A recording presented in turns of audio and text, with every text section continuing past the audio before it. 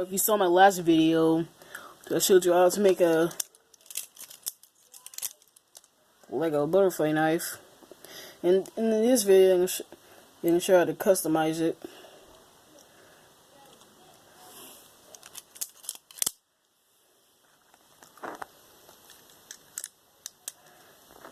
So you just take any, it can just be a plain color or multiple.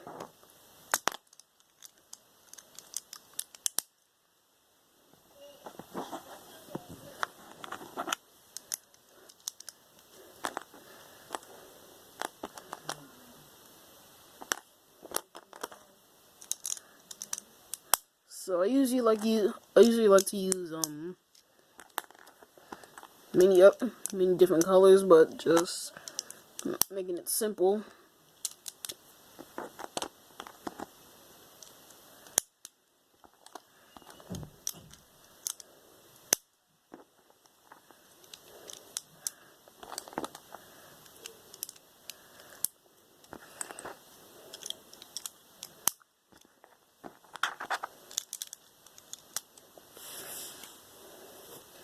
And then it should be looking like this.